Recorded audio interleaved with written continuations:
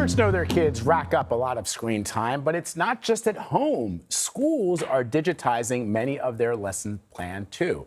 In a new book, The Digital Delusion, author and neuroscientist Cooney Horvath explains the effect computers are having in the classroom, and that effect may not be all that positive. So to discuss this further, let's bring in Cooney Horvath, who's joining me now. So Jared, before I read your book, what turned me on to this is you wrote an article in the Free Press, and I just want to share the headline with our viewers because that was really sort of headline grabbing.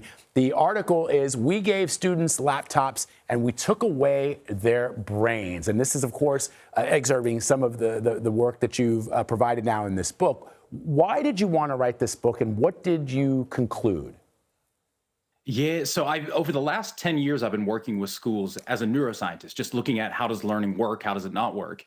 And since really right before COVID, I saw more and more tech coming in. And when you understand how learning works, you recognize tech isn't always great for human learning. And then COVID hit, and after COVID, all the schools seemed to keep the digital tech, even though it was showing that scores were going down, learning was going down, performance was going down. So I figured now is the time to hit back and say, the data, the mechanisms are clear. This hasn't been a working experiment, and maybe it's time for us to go back to what we know is best for kids. So the conclusions that you come to are really, really fascinating. You say that cognitive performance has declined over the time that you studied where laptops and computers have been introduced into the classroom. That more technology, and I've long believed this because I feel it within just myself as an adult, that more technology and having access to more information in some weird way, I'm speaking for myself, makes me dumber because I'm not putting in the work that I used to. Yeah, because when I was a kid, my parents would say, I'd say, I want to understand why the sky is blue. And my dad would say, okay, well, we're going to the library and I'm going to stick you in the science section of the library, pick out as many books as you want, and then we'll talk about it after you've read them, right? Now I can just, Google why the sky is blue or go to ChatGPT. And then you also say that screens undermine deep learning and that schools, and this is the one that really hit me, schools have replaced academic rigor with convenience, which, hey, I get it because we're all busy, but these outcomes that you cite here are producing really bad results for our kids.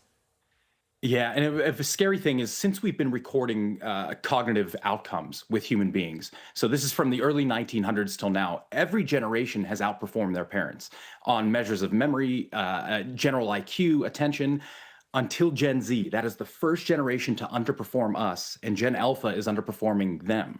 And a lot of this comes back to tech. We built technology to do what's called offloading of production. If you're an expert, this will make it easier for you to be an expert.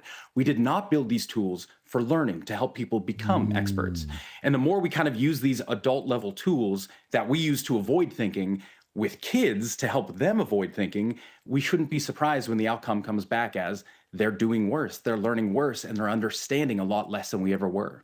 So let's pull back and talk about ways that computers could help young people or even others, adults. Researchers say many kids, especially some with learning disabilities, seem to learn better with technology. And then as far as adults, for example, this is a kind of an anecdote. It just happened to me yesterday. I was trying to figure out one of these smart power strips, and I couldn't get it to work, and I was fiddling with it for literally 30 minutes trying to figure out why it wasn't syncing with my devices. And finally I just went to ChatGPT, took a picture of it, and then ChatGPT broke it down for me. And I was like, okay, I probably would have figured it out maybe 3 hours later, but help me understand how technology, and specifically laptops and the access to technology, can help people that do have disabilities or children that are, for example, on the spectrum.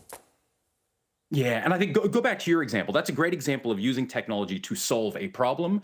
But if we were to test your learning from that problem later, it may not have led to deep learning. And that's the difference between kind of adult production and student development.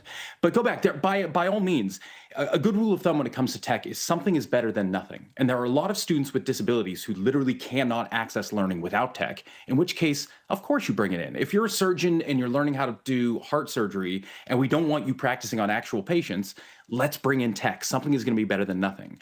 But believe it or not, in most of the specific learning disabilities, things like dyslexia, dyscalculia, move on to ADHD and autism, A lot of that tech is unnecessary, and it seems to be pushing them further along the spectrum of I need to get off this machine and back with human beings. So in some cases, yes, in other cases, not really. Really quickly before we go in 30 seconds or less, what can we do to reverse this?